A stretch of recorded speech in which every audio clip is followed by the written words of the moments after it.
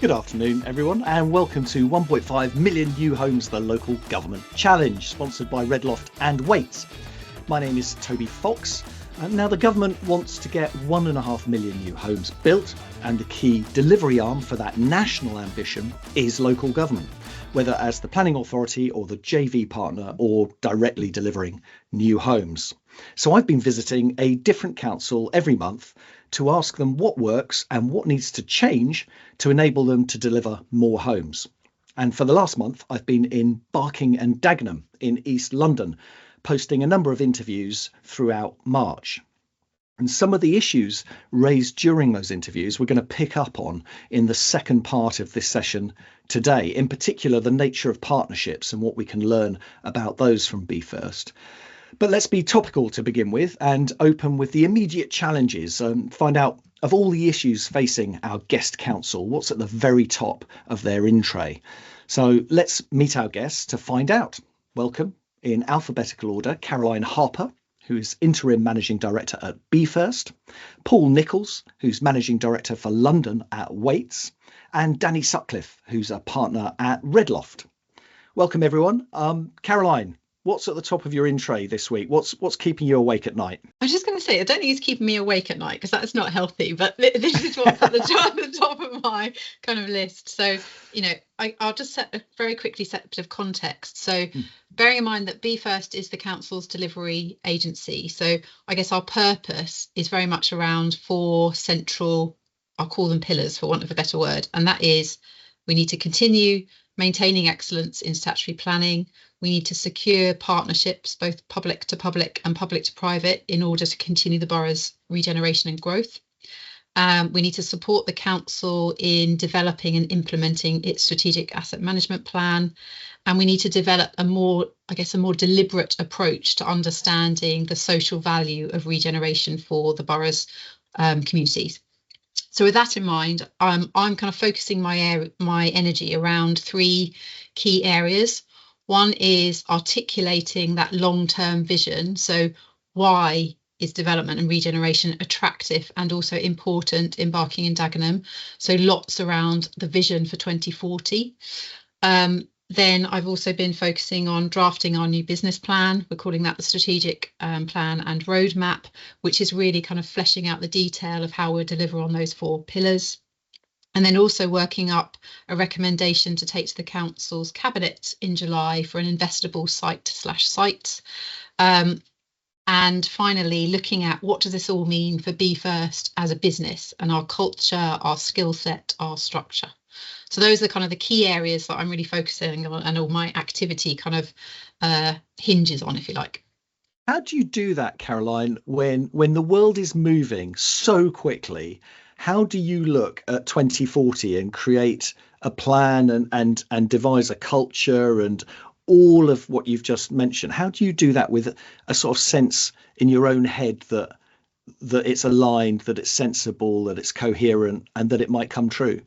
Yeah, well, I think the first part of answering that is I think it's really important to establish that longer term vision, because we know that development and regeneration takes time. And one of the kind of really exciting things about Barking Dagenham is the scale of opportunity. But there are challenges in making it, because of that scale, making that reality and getting kind of spades in the ground. So it's so important for us to say, look, what are we working to? And then, when can we see some of the fruition for that in the medium term and the shorter term? And yes, the world is moving fast. I move quite fast too, and our nature at Be First has always been, and this reflects the council's kind of approach too, is we are proactive, we drive delivery, we drive development rather than it happening to us. So we've got to try and be on that front foot, which again you can kind of break that down. To be on the front foot, then that's got to be part of the culture and how people operate.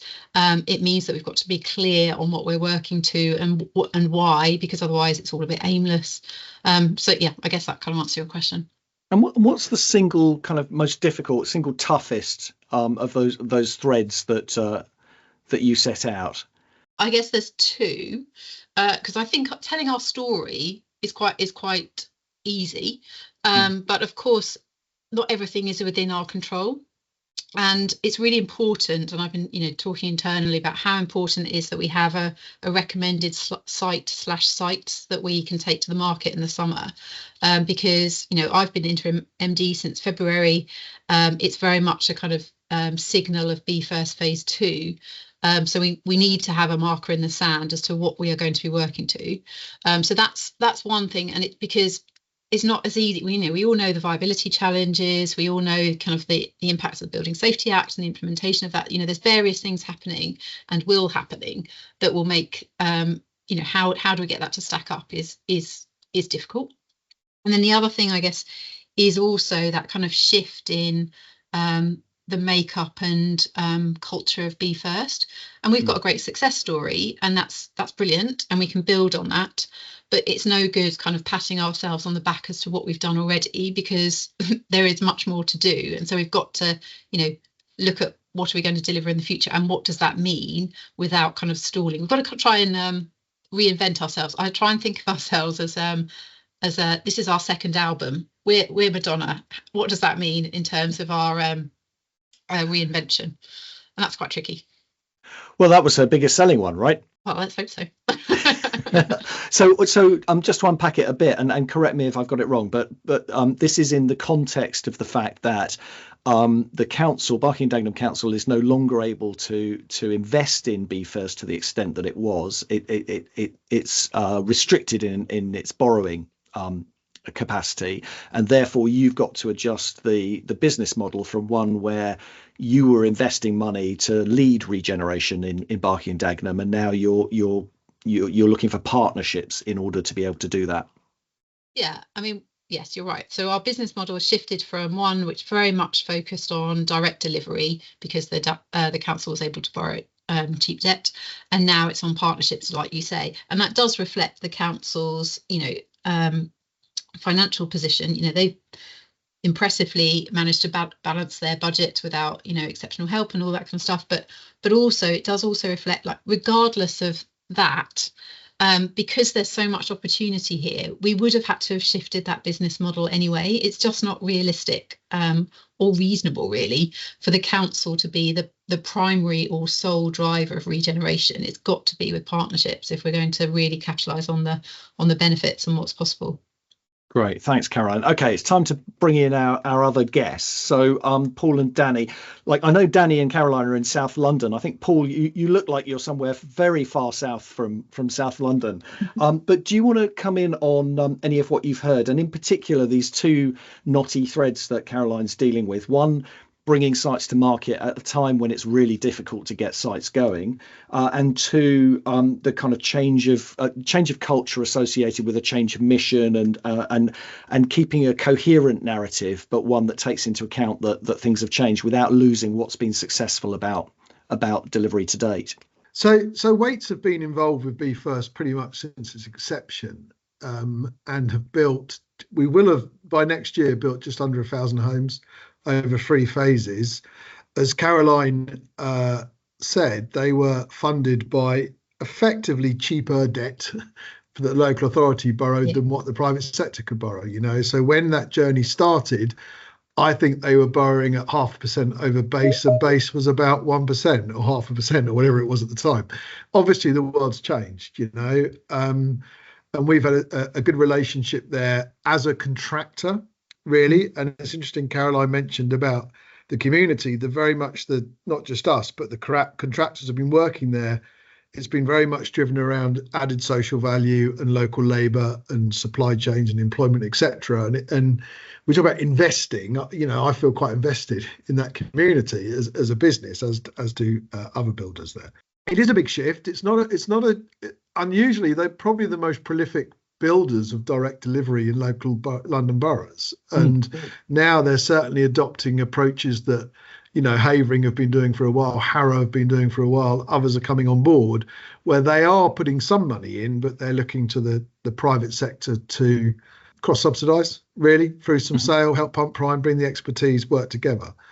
I think that's exciting. I think that's definitely the right way to go forward. It is challenging, though, in the current environment, and I think we've seen that in some of our big partnerships not a million miles away, really, to make things stack, to get the right levels of grant, the cost of vacant possession, the time it takes, the Building Safety Acts. You've got challenge after challenge after challenge, and you're trying to deliver homes. That's what we're collectively there to do.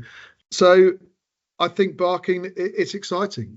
What Be First are trying to achieve is exciting. It is challenging. The graphics are much better than other organisations, other boroughs, and that's quite an interesting thing to look at. Culturally, what aspect of the demographics, Paul? It's a much younger society than other parts of London. Community, it bucks the trend nationally. There's more young people, there's more under 18s, there's less older people. Incomes are rising, so although it's a pretty deprived borough, it's definitely got opportunity in its demographic, which some of the other boroughs don't have. That means although things are challenging at the moment to make work financially, we can see growth and we can see opportunity over the medium term, which makes it attractive to us and other developers, whereas some of the more mature boroughs, that's becoming a bit more challenging. And what about, can I ask you about that kind of cultural piece as well, Paul? Because Wates is going through a reorganisation of a kind as well. So what's your learning from the kind of structural change in organisations that might be kind of helpful to reflect on from Caroline's point of view? Yeah, I think, Wates has done some what I would call decentralisation in residential, and that's really, residential works across Wales, the South and London primarily. Each one is very different. It has a very different culture, relationships, challenges, politics, etc. And I think it's about targeting and being closer to the sort of communities where we live and work. So I think that's where it's come from. I have got a pretty clear remit in London, which is about working and growing with our London boroughs and housing associations, part of the G15, etc. All in partnership. It's what Wates are about. The purpose is about reimagining places for people to thrive, and it fits really neatly with regeneration, which is why I do it and why our business does it. And I do think Be First are doers. I do think because of the really challenging conditions over the last few years, there's less and less private partners out there.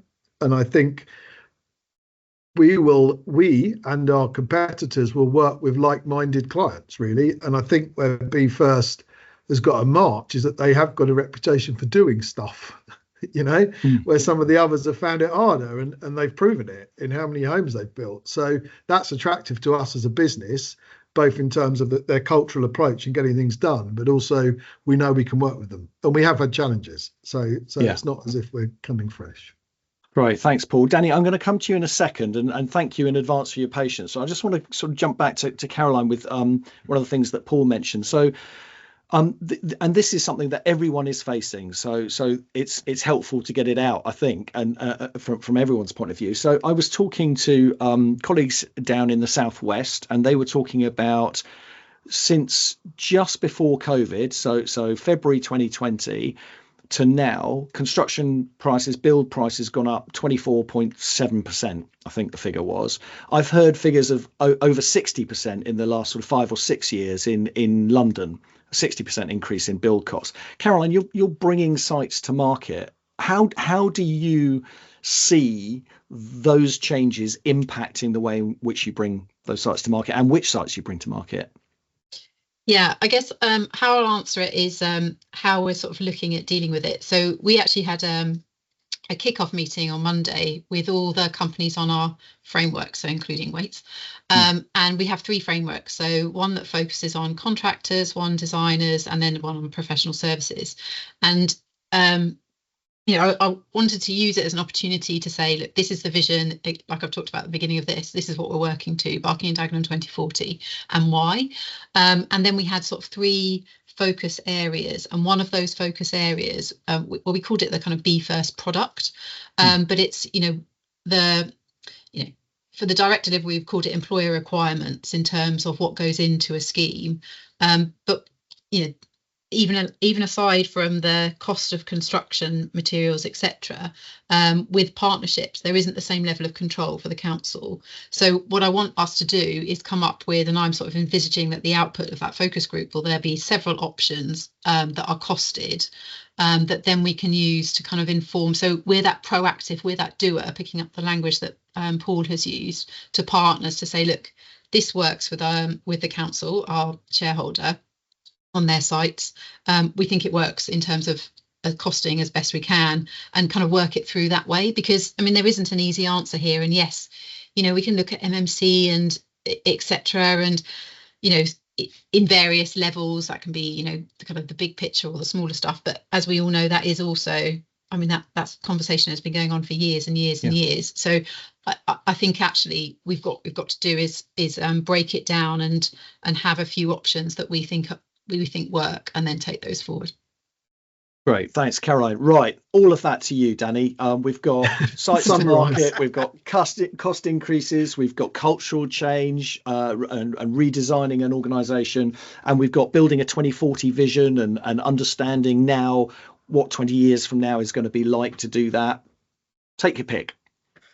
I think I want to pick up on one thing that Caroline just said there about control. I think that's so important to recognise that straight away. If you've been doing direct delivery, you're in control of everything. And that's much, much easier for local authorities because of the nature of the democratic accountability.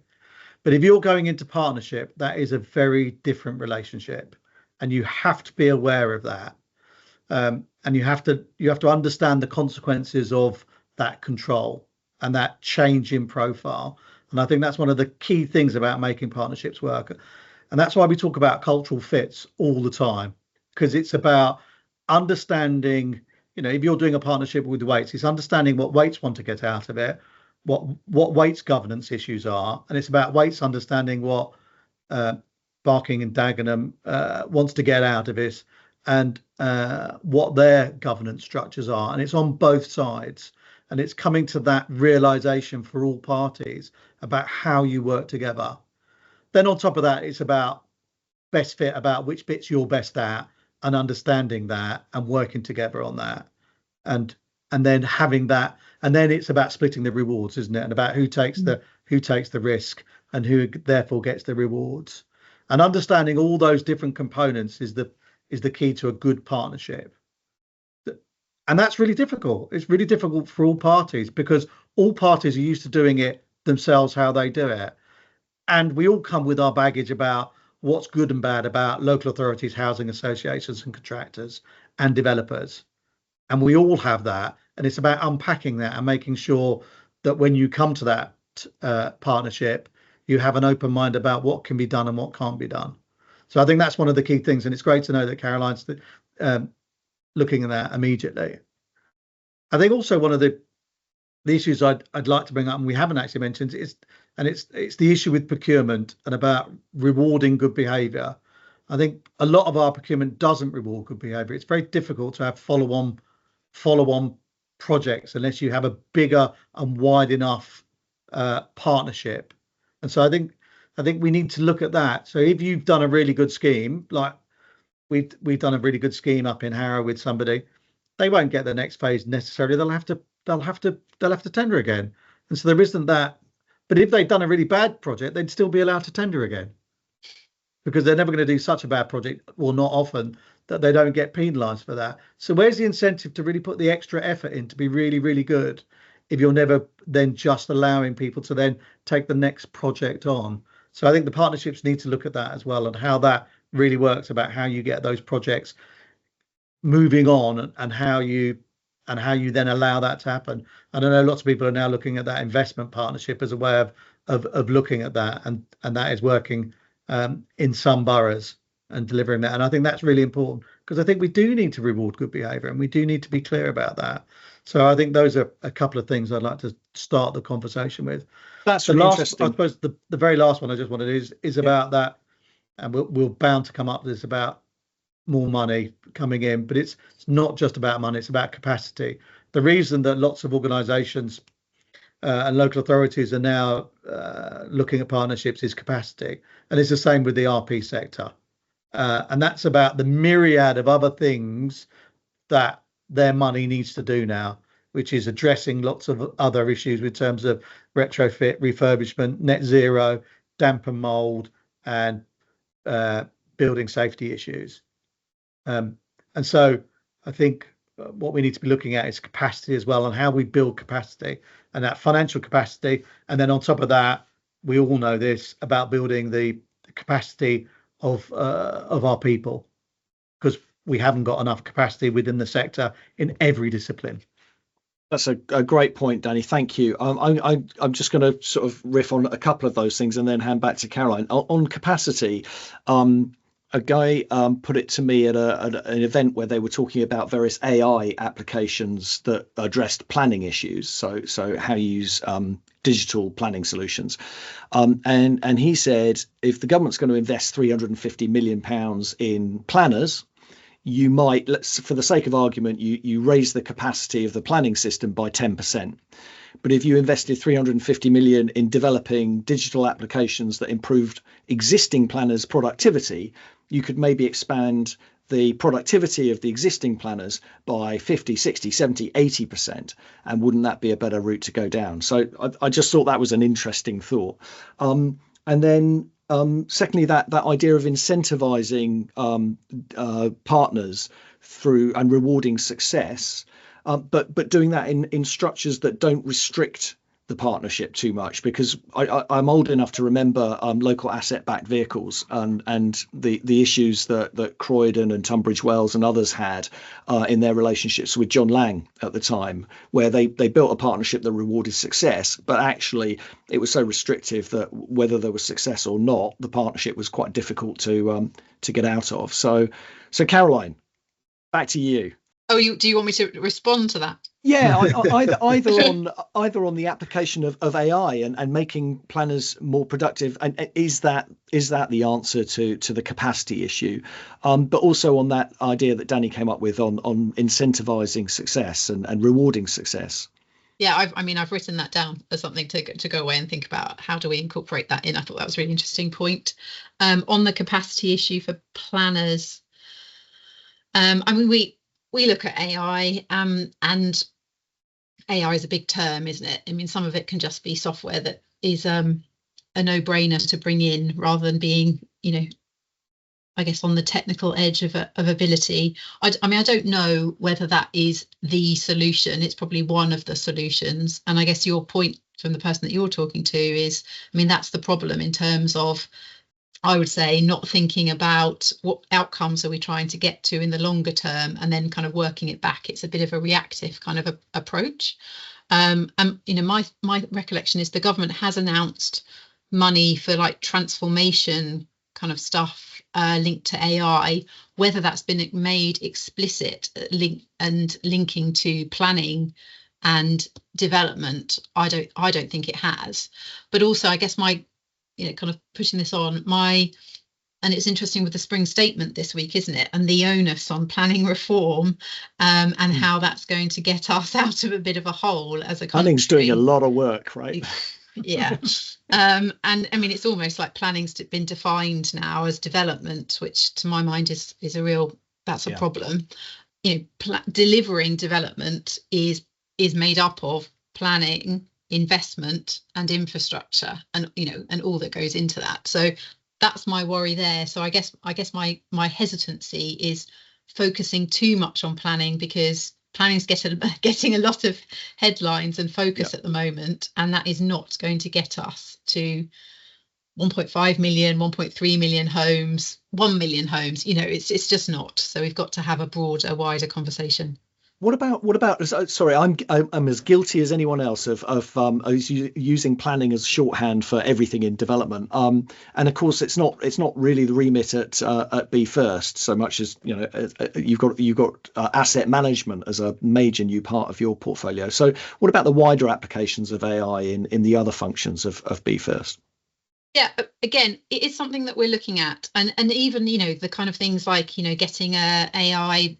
I'm just going to show my technical ineptitude here, but anyway, an AI function that comes onto meetings that can write minutes and so on. There is, there's definitely uses for that. And I think things like Copilot, etc., for helping to streamline the report writing process and all of that kind of stuff is important. What I'm not an advocate for is, it can't replace some human added value. It's being clear of where does that added value come in, and so on. And I guess if we look at the impacts of regeneration and delivering it, there are also AI implications. I was listening to Women's Hour this morning on a walk, and they did there's lots there about AI and how that's being used for women's health, etc., which is pertinent for the borough, given we've got a lot of single women families, and Thames Freeport is doing some really interesting things in terms of health hubs going out. So there's there's implications not just for the kind of, I guess, the functions within Be First or a local authority, but also in terms of what does that mean for the built environment actually on the ground. Right, thanks, Caroline. Okay, let's dig into the second part of this session now. One of the big themes that came out of all our interviews that we've been posting from Barking Dagenham was around partnerships because of the new remit for Be First. So I want to ask a bit about investing in partnerships and how as people and how as organisations we set aside time in order to invest in a partnership, to spend the time understanding another organisation's business cycles and political cycles and governance cycles and understand them to a level where you can build trust, where you've got the trust that your partner understands you and your organisation to a level where you can trust them. How do you go about that as an organisation? Paul, I'm going to come to you on that, and also we've got this little thread dangling on incentivizing and rewarding success, and if Caroline's taking notes, then what would you like to see as a reward for success? Yeah, I think there's a couple of challenges there. The first one is around partnerships, and they have to be equitable. And I think if you're looking at investing as partners, we need to invest as partners. That means a pound in, a pound out. And you need that as a starting point of a relationship. I think it means you've got to be very transparent of the returns you require and need for your business and for your shareholders. Likewise, we have to be very understanding of some of the political influences Barking has or other boroughs have, some changes that can happen mid-planning, whatever it might be, which is very frustrating for us in that if we were a standalone developer, we could be slightly more bulldozery in some of our behaviours, and I don't mean that in a negative way, but it's we have to accept and understand we're in partnership with a London borough, and they have more than just our commercial return to deal with, as their stakeholders, and I think that needs a lot of communication and a lot of understanding, and I think if you keep that, it generally goes very well because it also can work in your favour. That political cycle, ironically, and getting schemes to site. So it's really working together to understand those nuances. I do find that the challenge around planning is not necessarily the biggest challenge in the market in London at the moment. I think we have to be honest about that. We love to blame planners. We've blamed planners since the beginning of time. We have over 2,000 plots with planning in London. I should think at the moment getting them from where they are now to site is incredibly challenging, and that's not so much about planning. Yes, there's some moans around Section 73s, etc., but it's much more around making them viable, the Building Safety Act, the changes in regulation, all these things are really the challenge. It's not so much the planning challenge. And I also think back to the trust and culture. If I look at some of our longer term partnerships with boroughs, the world has been very challenging lately. And we have seen, Danny mentioned, or I think Caroline mentioned bill prices earlier on, and we have seen phenomenal changes. And when you're in a partnership with somebody and you're working through your viability and they're reporting back to their politicians and their members and their leaders, and then you're going to go, actually, I'm sorry, it's gone up 15% over the last 7 months.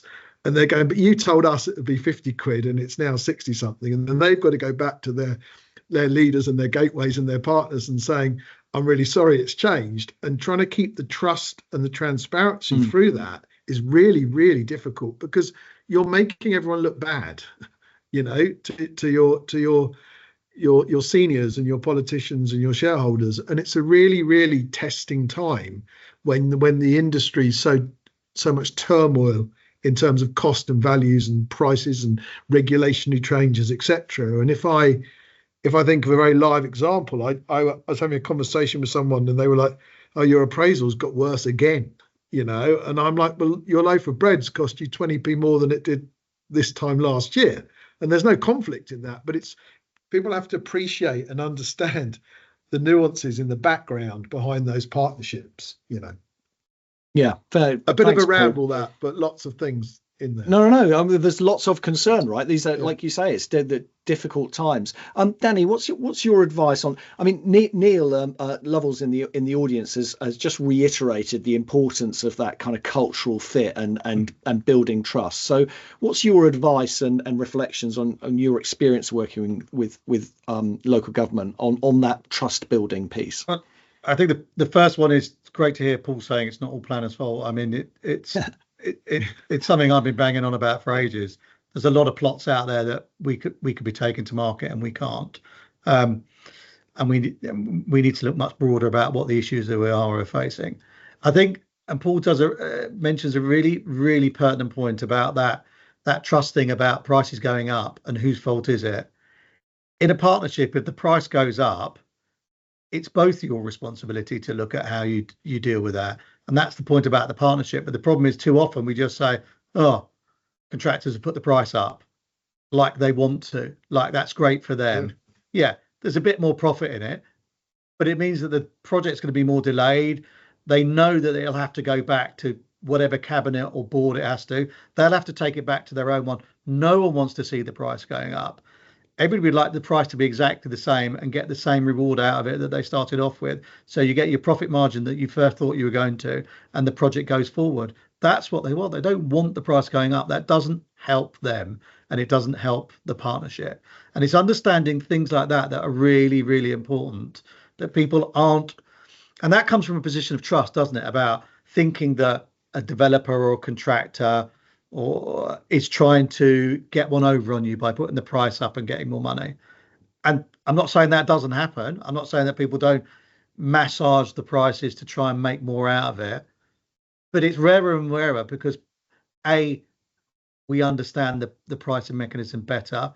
We're looking at much more open book processes, so everybody knows what the prices are going to be.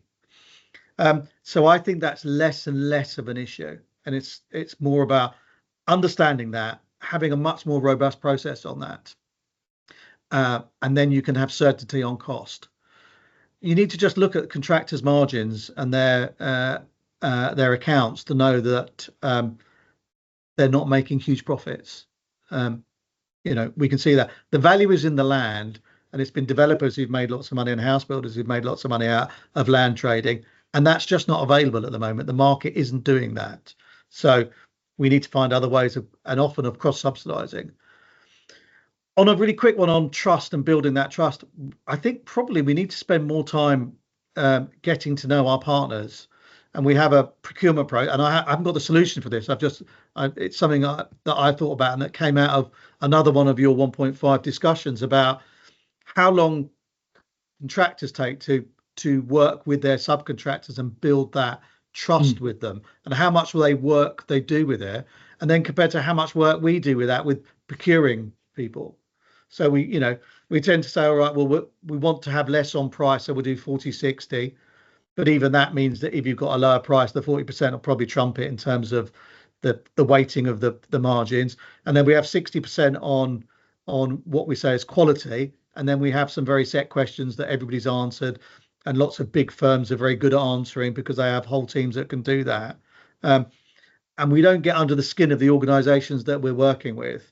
And maybe we do if we've done that work with them previously and we've built that relationship up and we understand them. But, new entrants coming to the market or new people we haven't worked with, we're not really doing that. So I think maybe we have to look at our procurement processes and what questions we're asking and how we do that.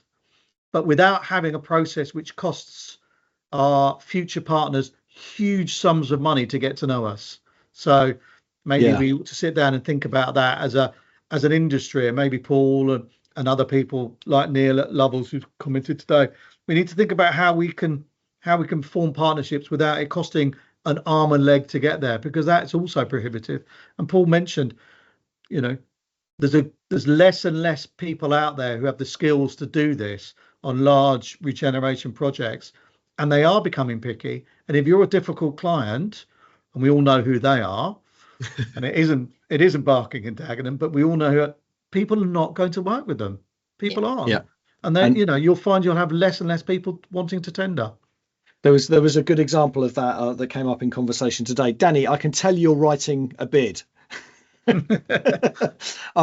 Chloe, thank you. Chloe Harrison in the audience, thanks. It's good to see you there. And thanks very much for your tips. Caroline, this idea of like how much you invest in developing a partnership, in building trust, I think is really interesting. And it was Andy Bugler at Bugler Developments who was talking about it, Danny, and saying that, and this is one thing that AI can't do for you, that you can't manage digitally, and it's spending time with your prospective partner to understand, looking them in the eye, understanding who they are, how they operate, doing that sort of due diligence on characters and personalities and values. How much time do you spend? Can you afford to spend in investing in that way? Yes, we can, because I mean, it all comes down to people, doesn't it? It's like everything. It's relationships, and that's what we're talking around. That's the only way that you build trust. But I think I echo and agree with what Paul and Danny have been saying. I think there's some other things too that are really important. So one is kind of going in eyes wide open, and that doesn't mean that you have, or we have at Be First all the answers necessarily, but there's a kind of, this is what we are trying to achieve. This is where we think it will, how we can do it. How does that sound to you? And I think that kind of open approach is just really, really vital. And I think, I would say this, but I do think it's helpful that I've previously was in the private sector. So I'm neither a private or a public kind of sector background person, and the mix, we have that, kind of through Be First in terms of people's experience as well as, other sectors too. So I think that helps with us with having that kind of eyes wide open. And I guess the other thing in terms of, we want more than just talk shops, right? It's very easy to go in and say, look at this, I would say particularly because of what's possible in Barking Dagenham. Look at this very dazzling kind of scale of opportunity. Look what's possible. And that can, be a very positive kind of energizing conversation. But actually, if you haven't got some of the substance behind it, then it's kind of useless, and you're just going to go around in circles, and I would say actually put off potential partners because you haven't got anything behind it. And that's one of, going back to the beginning of the conversation when you were saying, what in particular of those things are on your mind, is it's so important for us to have a kind of investable sites that comes forward in the summer, so we've got that substance in order to sort of inform our conversations. And we're at the moment we're doing quite a lot of testing, particularly around Thames Road. Here's our proposal, how does this sound to you? And looking at partners who have different approaches, so the house builders, the master planners, the kind of the fund managers, and what would that spit out, for want of a better word, in terms of outcomes. So it's vital. That's the only way we're going to achieve what we want to do. Great stuff. Now, audience, feel free to put in your reflections, your advice, your guidance, your experience into the chat. We welcome it all. And also, if you want to get in touch with any of our speakers about any of the issues you've heard, let us know through the chat. Caroline, just coming back to you though, we've been talking about what happens when things go wrong a little bit earlier, particularly with prices increasing unexpectedly or whatever. Let's dig into that a bit. Like this idea of an escalation policy, I'm quite interested in as well, and the idea that with some organisations, who to talk to because they want to get, there's one person who really wants to get involved in everything. They're micromanaging in style, but in other organizations there's a very different personality at work. So how do you create that escalation policy, that ability to know who to talk to when things go wrong? How do you set that, and how do you learn from best practice in that? Yeah, and it's interesting that you raised that, because I have an extended senior management team, and we have bi-weekly meetings, and I spent some time at this week's meeting kind of focusing on what is the mission really for that team, and what does it mean in terms of the principles by which we are operating by, and sort of bearing in mind that they are the hands-on, delivery-focused leaders of the team.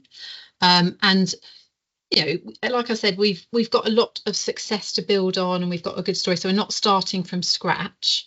But some of the key words that I sort of feel like I'm kind of saying a lot of is clarity, being on the front foot, being like responsible leadership, because I'm only as good as my team. In a lot of ways, yes, I've got a important role and absolutely committed and all of that kind of stuff, but I can't reasonably deliver this by myself, so it's got to be backed up with my team. And also, it's only 100,000 homes or so.